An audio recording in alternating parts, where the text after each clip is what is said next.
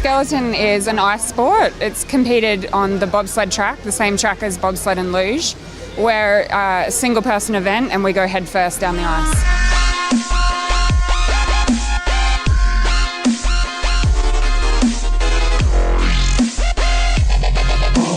On the Sochi Olympic track, we'll get up to around 125 Ks.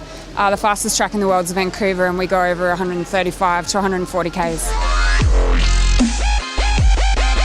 There's a lot of components that make a good slider, beginning with the push at the top of the run. You really need to sprint hard on the ice and get a good acceleration to start, and then to carry that through. And the lines that we drive, it's very hard to see any driving when you watch a sled, but there's a lot of subtle steering going on, and picking the right line and carrying the right momentum, staying off the walls, is a big part of it. So we spend around 5 months a year travelling overseas racing on the tracks. When we're back at home in Australia, we work on the push component, which is a lot of gym work, a lot of sprint work, strengthening power-based sort of stuff. The Olympic Games will be held over 4 runs. They're called heats, so we'll have 2 heats on day 1, 2 heats on day 2. And it's an accumulation of your overall time. So they add your 4 runs together, the fastest down times overall win.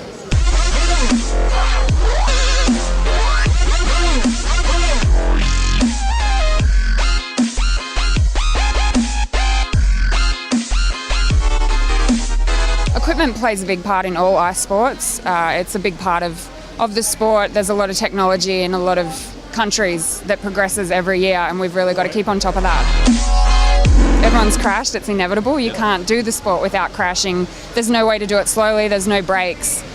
A track like this, you get there, you start it, you've never been down it, so there's no way to learn it slowly. I had a big crash in Vancouver and ended up underneath my sled dragging along. That was probably the worst for me. I really, really enjoy this track. I think that it's got a lot of good components. It's very challenging, but it's not like Vancouver and Torino where you're trying to survive it for the first week. Just getting down safely. This track, first run we were down safely, and then we could work on really improving our lines and being the best in the world. Assuming that I qualify, my expectations are to win gold. I've competed in Olympics before, and with more experience behind me and the season that I've just come off of, I think that it's a realistic goal and I'm aiming for that.